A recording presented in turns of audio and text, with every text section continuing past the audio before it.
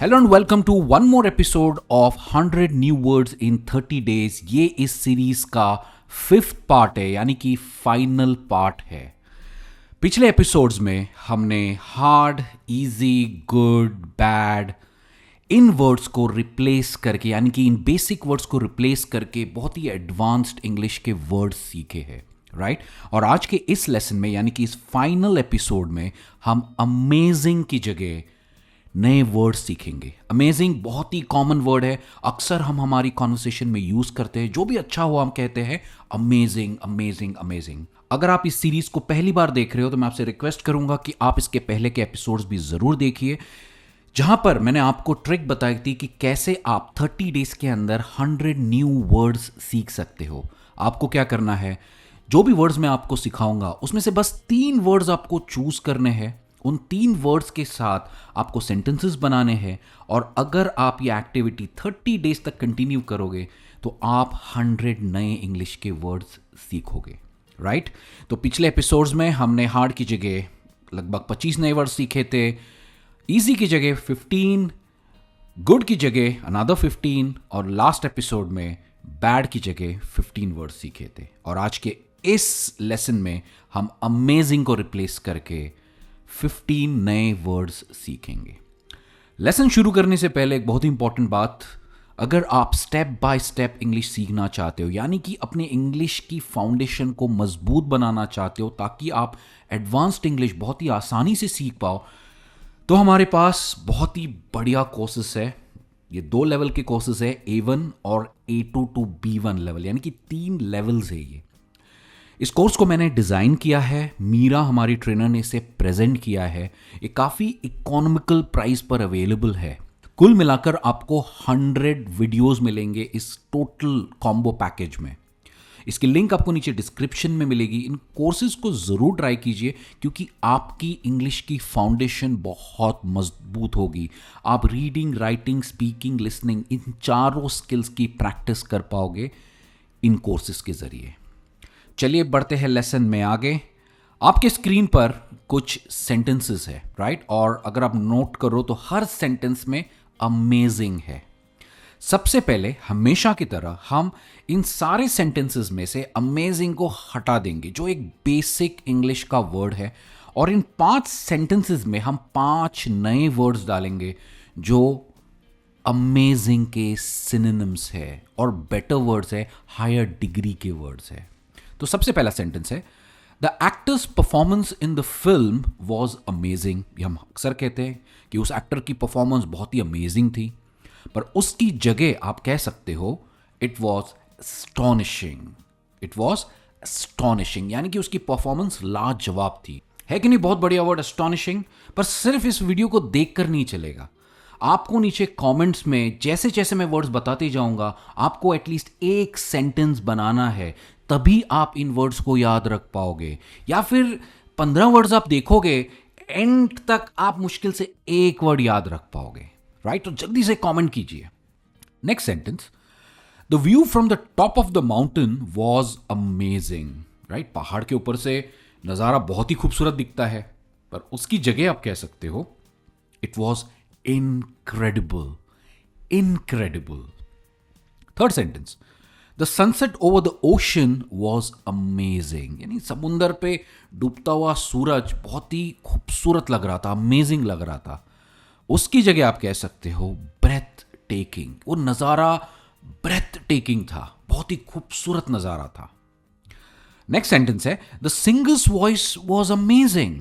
मैं परसों Indian idol देख रहा था और सिंगर्स की वॉइस इट वॉज अमेजिंग, पर उसकी जगह मैं कह सकता हूं it was extraordinary, extraordinary. Next sentence है, his Java coding skills are amazing, right? वो उसकी प्रोग्रामिंग, वो जो करता है, कोड लिखता है, एकदम चुटकी बजाते लिखता है, and it's very fast in coding. पर अमेजिंग कहना ठीक होगा? नहीं, आप कह सकते हो रिमार्केबल, रिमार्केबल। एक चीज का ध्यान रखिए, हम रिमार्केबल नहीं कहते, भले इसमें एंड में एबल है, बट हम एबल नहीं कहते, हम कहते हैं कबल, कबल, रिमार्केबल, राइट? देखिए astonishing, incredible, breathtaking, extraordinary, remarkable, 5 नए वर्ड्स। चलिए आगे बढ़ते हैं। अगेन आपके स्क्रीन के ऊपर 5 सेंटेंसेस है और सारे सेंटेंसेस में अमेजिंग है। हम अमेजिंग को हटाएंगे और 5 नए इंग्लिश के वर्ड सीखेंगे। सबसे पहला sentence, the restaurant served an amazing meal. उस रेस्टोरेंट में बहुत ही बढ़िया खाना सर्व किया। मैं कह सकता हूं the restaurant served an exceptional meal. बहुत बढ़िया खाना था।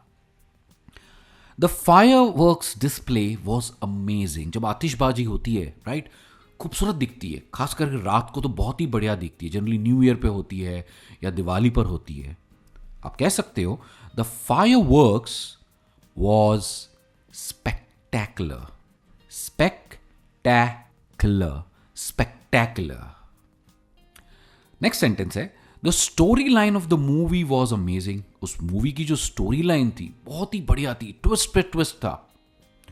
उसकी जगह आप कह सकते हो फैंटास्टिक। आई नो फैंटास्टिक एक बेसिक वर्ड है, पर अमेजिंग से बेटर वर्ड है फैंटास्टिक। ये फैंटास्टिक नहीं है, काफी सारे लोग इसे फैंटास्टिक कहते हैं। It's fantastic. Next sentence, the documentary film was amazing. उस डॉक्यूमेंट्री को मैंने देखा और मुझे बहुत ही बढ़िया लगी। It was thought provoking. देखिए बहुत बढ़िया वर्ड है थॉट प्रोवोकिंग, और मेरा फेवरेट वर्ड है। यानी कि उस डॉक्यूमेंट्री फिल्म ने मुझे सोचने पर मजबूर कर दिया। थॉट प्रोवोकिंग, सोचने पर मजबूर करना, यानी to provoke your thoughts, thought provoking. The party hall was decorated amazingly. उस पार्टी हॉल की सजावट बहुत बढ़िया थी।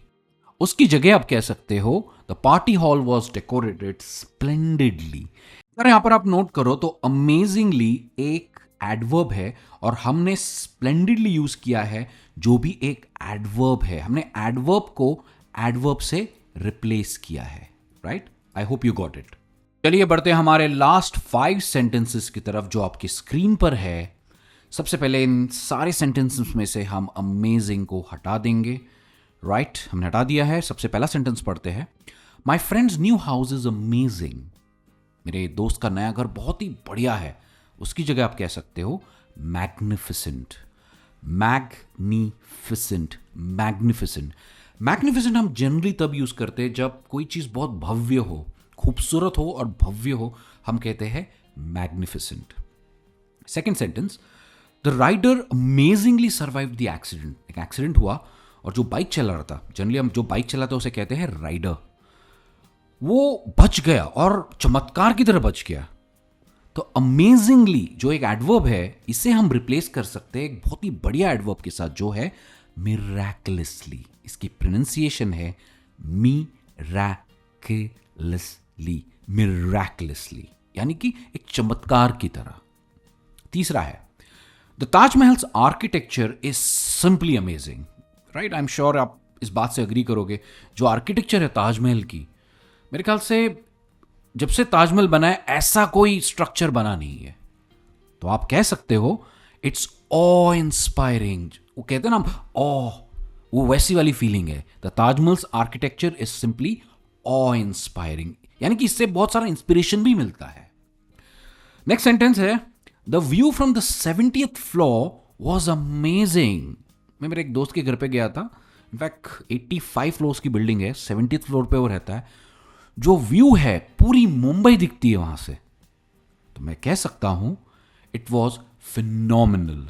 The view from the 70th floor was phenomenal. इसकी प्रोनाउंसिएशन है फिनोमिनल, फिनोमिनल। और लास्ट सेंटेंस है, the principal speech on the annual day was amazing, जिसकी जगह आप यूज कर सकते हो स्ट्राइकिंग। स्ट्राइकिंग यानी कि बहुत ही बढ़िया स्पीच थी। आपने और 5 नए वर्ड सीखे हैं, राइट?